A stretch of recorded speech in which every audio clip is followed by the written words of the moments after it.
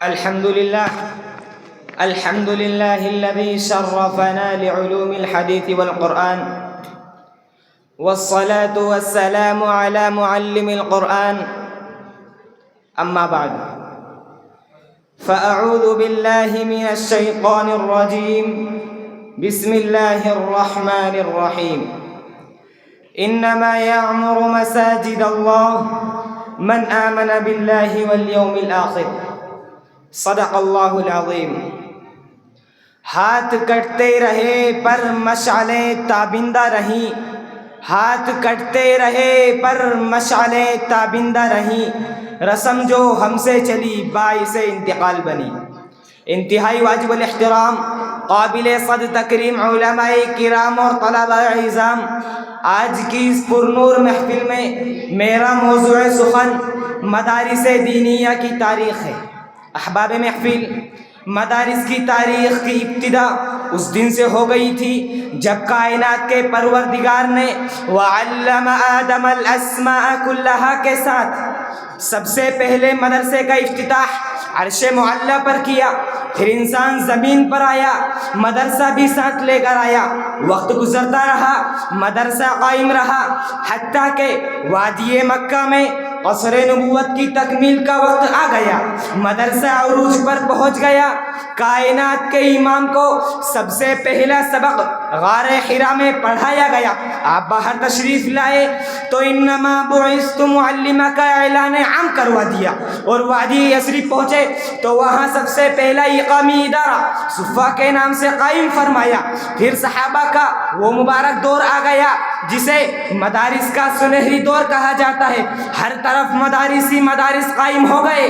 کہیں جامعہ عبداللہ ابن مسعود، کہیں جامعہ عبداللہ ابن عباس، کہیں جامعہ ابی بن کعب، کہیں جامعہ زید بن ثابت، کہیں جامعہ علی المرتضی، کہیں جامعہ عائشہ صدیقہ للبنین والبنات، کہیں وہ جامعہ عبداللہ ابن عمر کہ جس کا صلہ سلیبس اور نصاب ہی یہی تھا کہ جمیع العلم فی القرآن، جمیع العلم فی القرآن لیکن تقاصرا عنہ افہام الرجال. سامعین ذی وقار، تاریخ کے سنہرے اوراق شاہد ہے کہ دور صحابہ کے ان مدارس میں ایسے سماجی، معاشی، معاشرتی اور دفاعی ماہرین تیار کیے، ایسے طبیب و حکمران و قاضی تیار کیے، ایسے ورکر و کارکنان تیار ہوئے کہ چشم فلک نے نہ اس سے بہتر سیاستدان دیکھے، نہ طبیب و حکمران دیکھے، نہ تاجر و مزدور دیکھے، نہ ہی ایسے جنرل اور سپاہی دیکھے. ان کی ثقافت کے سامنے دنیا کی ثقافتیں دم توڑ گئیں. دینی مدارس کے فضلاء زبان و لب کے میدان میں گئے تو اپنی انفرادیت منوائی، تاریخ و تحقیق کے میدان میں گئے تو اپنی امتیازات کے جھنڈے گاڑ دیے. سائنس اور ٹیکنالوجی کے معاملے میں بڑھے تو ایجادات کے ڈھیر لگا دیے. میڈیکل کے شعبے میں قدم رکھا تو صدیوں سے لا علاج مرض قابل علاج قرار پایا. تو پھر میں کیوں نہ کہوں اولئک آبائی فجئنی بمثلہم، اولئک آبائی فجئنی بمثلہم اذا جمعتنا یا جریر المجامع. حضرات، میں ان مدارس کی بات کر رہا ہوں جن کا نظام افاقی، نظام و پیغام افاقی، سوچ و نظر و فکریت افاقی ہر دور میں ایک قرآن و سنت کا پرچم تھامے رہے، اسلام کی نظریاتی سرحدوں کے محافظ بنے رہے. خارجی ہو، رافضی ہو، معتزلی یا قدری ہو.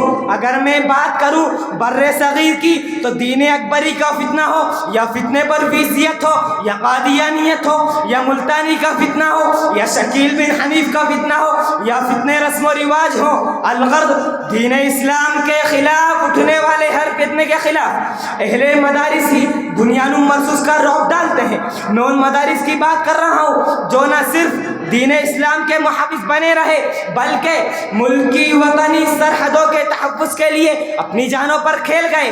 اس خطے کا بچہ بچہ جانتا ہے. جیلوں میں سہنے والے، دندان شکن جواب دینے والے اور سزائے کاٹنے والے، اپنے بدنوں پر گرم سلاخیں رکھوا کر کباب بن جانے والے، مالٹا اور کالا پانی جیسے بدنام زمانہ جیلوں میں سزائے کاٹنے والے دینی مدارس کے علماء و فضلاء ہی تھے. تو پھر میں کیوں نہ کہوں وہ اور ہی ہوں گے کم ہمت جو ظلم و تشدد سہ نہ سکے، وہ اور ہی ہوں گے کم ہمت جو ظلم و تشدد سہ نہ سکے، شمشیر و سنا کے دھارے پر روداد صدا تک کہہ نہ سکے. یہ چشم فلک نے دیکھا ہے، یہ چشم فلک نے دیکھا ہے، طاقت میں جو ہم سے بڑھ کر تھے، توحید کا جب طوفان اٹھا امت کے مقابل رہ نہ سکے۔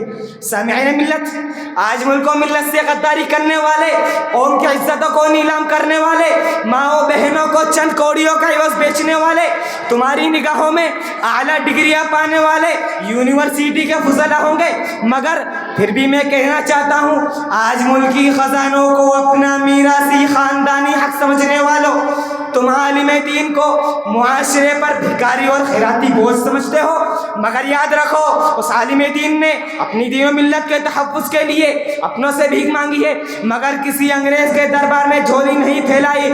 تم مفلسی کا تانا ضرور دے سکتے ہو، مگر اس بات کو نہ بھولنا ان کے جنازے جیلوں سے اٹھ گئے۔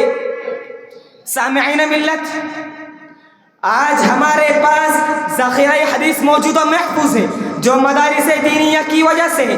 پھر میں کہنا چاہتا ہوں، مدارس کا احسان دنیا انسانیت میں سب سے پہلا آپریشن کرنے والا خرطبہ کا سرجن ڈاکٹر ابو القاسم زہرہ بھی ہے۔ مدارس کا احسان الشیعہ و تشیع، الشیعہ والقرآن، القادیانیہ، البریلویہ، لکھتے لکھتے طاغوت کی آنکھوں میں آنکھیں ڈال کر کلمہ حق سناتے ہوئے شرک و بدعت کے پرخ چوڑا دیے۔ پھر مجھے کہنا ہوگا مدارس کا احسان ایمان ہے، مدارس کا احسان ہندوستان ہے۔ آج اسلام پر انڈیا بسنتی، دہشت گردی اور فرقہ وادیت کے اعتراضات کیے جاتے ہیں، تو آئیں مل کر یکجا ہوں، آئے